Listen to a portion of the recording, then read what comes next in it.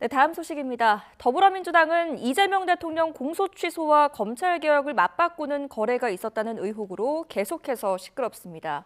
국민의힘은 김어준 씨를 고발하거나 특검으로 진실을 규명하자는 입장인데요. 전륜 결의문 후속 조치를 둘러싼 집안 싸움 해결도 녹록지가 않아 보입니다. 국회 취재기자 연결합니다. 김철희 기자. 네, 국회입니다. 네, 공소 취소와 또 검찰 개혁까지 여권이 연일 잡음이 일고 있네요. 네, 우선 민주당은 오늘 오후 본회의에서 대장동과 쌍방울, 대북 송금 의혹 등 7개 사건에 대한 국정조사 요구서를 보고하자는 데까지인 뜻을 모았습니다. 윤석열 정부 당시 정치검찰이 자행한 조작 수사와 조작 기소 전모를 규명해 공소 취소까지 하겠다는 건데요. 2차 종합특검에 발맞춰 당 종합대응특별위원회도 오늘 오후 출범식을 열고 첫 회의까지 진행한다는 계획입니다. 표면적으로는 이 대통령 재판에 대한 공소취소 시도가 본궤도에 올랐다는 평가지만 당내는 여전히 거래설로 시끌시끌합니다. 친명 의원들을 중심으론 삼류 소설만도 못한 명백한 허위다.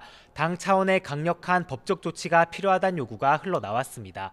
왜곡, 허위, 조작 기사에 대해선 명확하게 정정 보도를 요청하고 이뤄지지 않으면 고발했던 전례를 이번에도 지켜야 한다는 겁니다. 원조 친명 김영진 의원의 아침 라디오 발언 들어보겠습니다. 당이 대응하는 게 맞다라고 봐요. 이거는 예. 민주 파초스급이 아니라 민주 경찰서에서 대응할 것이다라고 보고 있습니다. 국회로 돌아온 중수청, 공소청 설치법도 여전한 내관입니다. 추미애, 김용민 의원 등 법사위 강경파가 연일 반발 이어가고 있는 건데 왜 분란을 외부로 드러내느냐, 다른 의도가 있다는 불만도 만만찮습니다. 우선 정청래 대표는 강경파 의원들을 만나 논의를 이어가겠다는 입장인데 대폭 수정 가능성은 적다는 전망입니다. 국민의힘은 공소취소 거래설을 고리로 김어준 씨에게 책임을 묻고 특검까지 수용하라고 압박 수위를 높였습니다. 네, 이렇게 여권을 향해서 공세를 가하는 한편 국민의힘 내부의 집안 싸움도 완전히 해소된 건 아닌 거죠? 네, 전륜 결의문 도출 이후에도 당내에선 징계 철회와 극우 인사 출당 등 후속 조치 요구가 이어졌는데요. 장동혁 대표는 아침 회의에서 하나로 뭉쳐 선거에 승리하자며 구체적 방안을 처음 제시했습니다. 들어보겠습니다.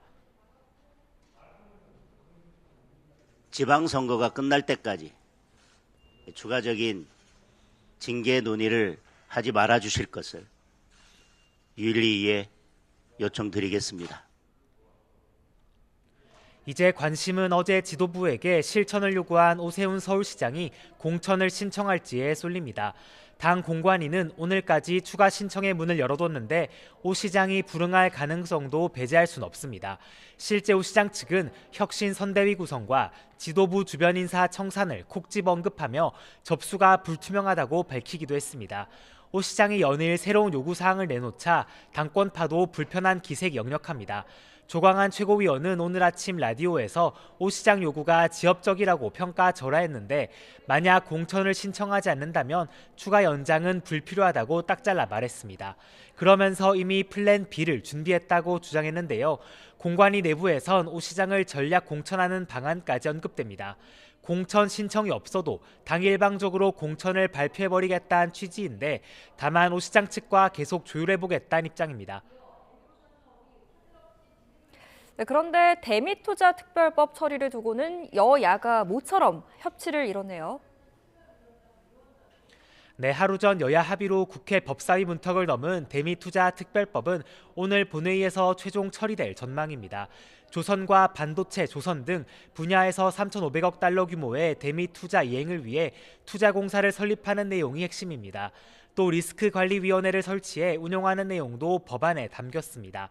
여야는 특별법 처리 이후 이견이 없는 민생법안 수십 건도 연이어 처리한다는 방침입니다. 지금까지 국회에서 전해드렸습니다.